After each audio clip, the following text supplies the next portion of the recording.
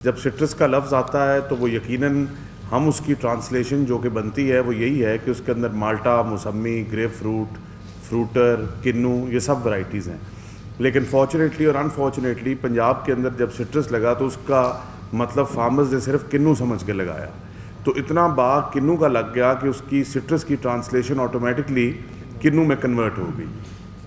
اب بات آ گئی ہے سب سے پہلے ول کی. تو گورنمنٹ آف پنجاب کی یقیناً یہ باتیں بہت دفعہ ہوئی ہیں کہ ایگریکلچر ہماری بیک بون ہے، جی ڈی پی کے اندر بہت بڑی کنٹریبیوٹر ہے، سورس آف امپلائمنٹ ہے، لیکن جو اس گورنمنٹ کی ول ہے ٹو ٹرانسفارم دس سیکٹر وہ بہت ساری گورنمنٹ سے مختلف ہے اور بہت بھرپور طریقے سے اس سیکٹر کے اندر چیف منسٹر صاحبہ وقت بھی دے رہی ہیں اور بجٹری ایلوکیشنز بھی کر رہی ہیں. اس سٹرس کے اوپر، ریوائول کے اوپر ہماری بہت کانفرنسز ہوئیں. ایک ہم نے سٹرس کانفرنس کی اسی ہال میں، تقریباً 100 کے قریب لوگ تھے، گروورز تھے، فارمرز تھے، سائنٹسٹ تھے، نرسری والے تھے. اس کے بعد پھر دوبارہ ہم نے سیشن ایک سرگودا میں کیا،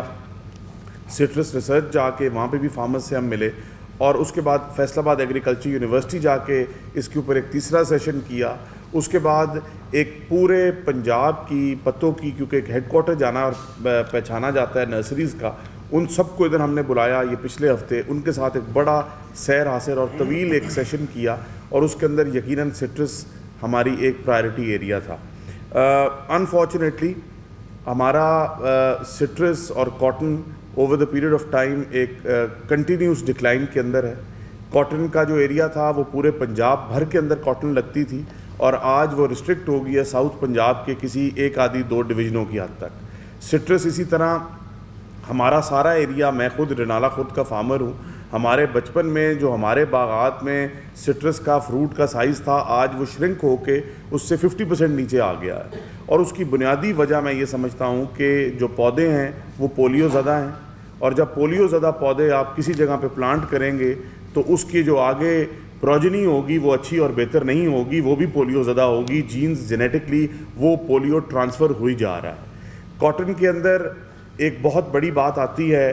اس کے کاٹن ریوائول کے اندر. یہ دونوں ہماری پرائرٹی ایریاز ہیں، چاہے وہ کاٹن کو لے لیں چاہے وہ سٹرس کو لے لیں. سٹرس کے اوپر چیف منسٹر صاحبہ کی ڈائریکشن پہ ایک سٹرس ریوائول پروگرام بنایا گیا، جس کے اندر پوری سٹرس ایز اے ہول فیملی کو لے کے ایک پروگرام بنایا، PC1 بنایا. اس کو ہم دوبارہ کو کنوینر صاحب سے شیئر کر لیں گے. رانجھا صاحب خود ایک فارمر ہیں، اس کی امپورٹنس سمجھتے ہیں، اس ایریا سے ہیں جو ہمارا سٹرس کی میں سمجھتا ہوں پہچان ہے. اور فروٹس کے اندر ہمارے 2 فروٹس، ایک سٹرس کنو کیونکہ زیادہ کنو لگا، اور ایک آم میں سمجھتا ہوں پورے دنیا بھر کے اندر پاکستان کی پہچان ہے، کیونکہ اس سے بہتر فروٹ میرا نہیں خیال کہیں بھی آپ کو ملے گا سٹرس اور آم کے اندر.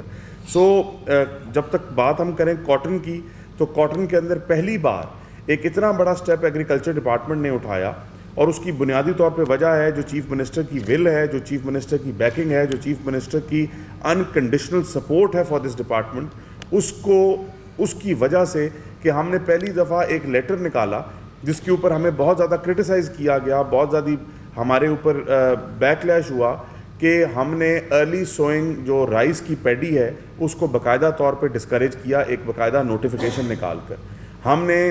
کاٹن کا ارلی ایریا جو کہ ہمیشہ 15 فیب سے لے کے 31 مارچ تک کبھی بھی 4 لاکھ سے زیادہ نہیں لگا، ہمیں چیف منسٹر صاحبہ نے ٹارگٹ لیا اور ہم نے اس کو اون کیا کہ 10 لاکھ ایکڑ اس سال ہم ارلی سوئنگ آف کاٹن لگائیں گے. اس کو ہم نے انسینٹیوائز کیا زوننگ کو امپلیمنٹ اور ایگزیکیوٹ کرنے کے لیے، کیونکہ جب زوننگ کی بات کی جاتی ہے تو کانسیپٹ بہت اچھا ہے اور ایز اے فارمر سمجھ آتا ہے، لیکن آپ کسی بھی پرائیویٹ فارمر کو یہ نہیں کہہ سکتے کہ تم یہ کراپ چھوڑ کے دوسری کراپ لگاؤ until and unless it is incentivise, یا انٹل اینڈ انلیس وہ سرکاری رقبہ ہو جو لیز پہ جائے، جو کہ اب ان قریب ایک پروگرام آ رہا ہے اس کے اوپر آپ زوننگ کر کے ایسے ٹیننٹس کو دو اور جن کے ساتھ کنڈیشن ہو کہ آپ یہ 4-5 کراپس یا یہ 2-3 آرچرڈ لگائیں گے. اب کمنگ بیک ٹو ورڈ سٹرس، جب ہم نے سٹرس کی طرف ملٹیپل سیشنز کیے، ہم نے نرسریز کے ساتھ بات کی. ایک بہت بڑی پرابلم جس طرح رانجھا صاحب از رائٹلی پٹ اٹ اپ کہ بہت بڑی پرابلم ہے انسرٹیفائڈ ان رجسٹرڈ نرسریز. پتوں کی کے اندر یقیناً وہ ہیڈ کوارٹر ہے نرسریز کا، پتوں کی کے اندر ہر قسم کی پھول کا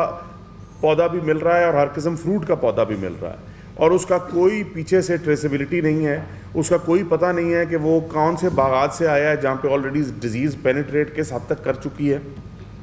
ہم نے نرسری والوں کو جب بلایا, ادھر ایجوکیشن منسٹر بھی تھے کیونکہ ان کی وہ کنسٹیچوئنسی ہے,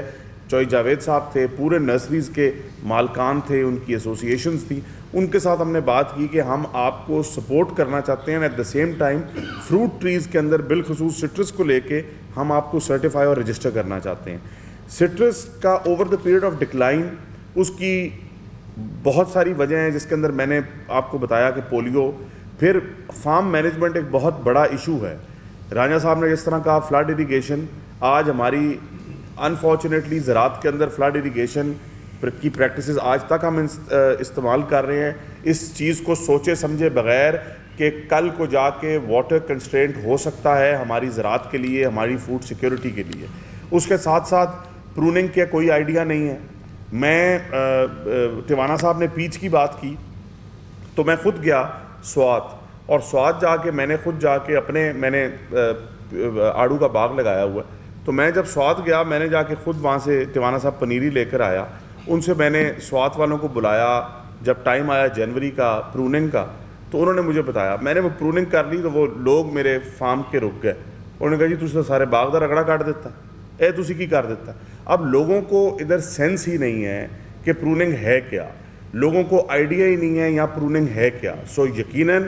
ایک ایجوکیشن کی, اویئرنیس کی, ایک کیمپین کی ضرورت ہے لوگوں کو یہ بتانے کا کہ پروننگ کسی بھی آرچرڈ کے لیے ایک مین انگریڈینٹ ہے, اور پروننگ کے بغیر آرچرڈز بہتر حالت میں نہیں جا سکتے. اس کے ساتھ ساتھ نرسریز کی بات کی, اس کے ساتھ ساتھ پلانٹس کی بات کی. اور دوسری وجہ جو میں سمجھتا ہوں کہ آلو, مکئی, چاول کی فصلوں نے جو پینیٹریٹ کر گئی ہیں نہ صرف ساؤتھ پنجاب کے اندر بلکہ ان سب ایریاز کے اندر, اور جس کی وجہ سے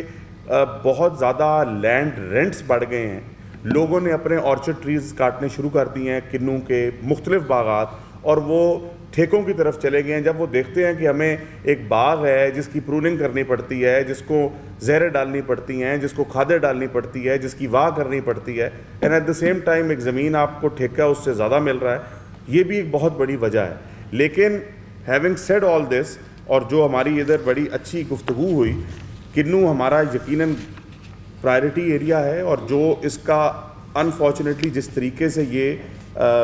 دن بدن نیچے جاتا جا رہا ہے, گورنمنٹ کی یہ ول موجود ہے کہ اس سٹرس فیملی کو ریوائیو کیا جائے. اور اس سٹرس فیملی کو سرگودا, کیونکہ ہیڈ کوارٹر تھا سٹرس کا, سرگودے کے اندر اس کو ریوائیو کیا جائے. اور بہت سارے اور جو نئے ایریاز اس کے اندر ایڈ آن ہوئے جا رہے ہیں, سمجھیں لیا کے اندر بہت سٹرس لگ رہا ہے, ڈی جی خان کے اندر بہت سٹرس لگ رہا ہے. مجھے اپرچونٹی ملی, ہمیں حسن رضا صاحب اگلے دن لے کر گئے, مظفر گڑھ تھل کے اندر سٹرس لگ رہا ہے. تو ہمیں سٹرس کی جب ہم بات کریں تو سٹرس ایز اے ہول کی بات کریں, اور جب ہم سٹرس کی بات کریں تو پھر صرف سرگودا کو ہم لے کر مت چلیں.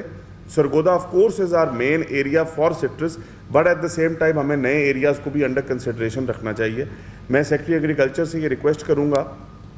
کہ اس ٹاسک فورس اور اس جو ایکسپرٹس یہاں موجود ہیں اس کی ایک سب کمیٹی بنا دی جائے انڈر دا کنوینرشپ آف کو کنوینر ٹاسک فورس محسن شاہ نواز رانجھا صاحب, تاکہ اس کی وہ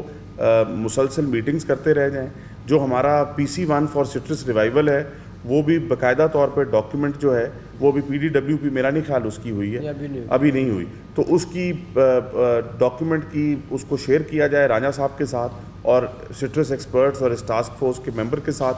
تاکہ اس کے اندر اگر ہم کچھ ایڈ آن کروانا چاہتے ہیں, اس کو مزید بہتر کروانا چاہتے ہیں, اور ایک ہی ڈاکیومنٹ جمع کروائیں, چاہے وہ 2 مہینے لیٹ جمع ہو جائے, تاکہ ایک ہولسم ڈاکیومنٹ ہو جو اس ایز اے ہول اس سٹرس ریوائیول کے لیے کنٹریبیوٹ کرے. Thank you very much. کسان خوشحال, پنجاب خوشحال.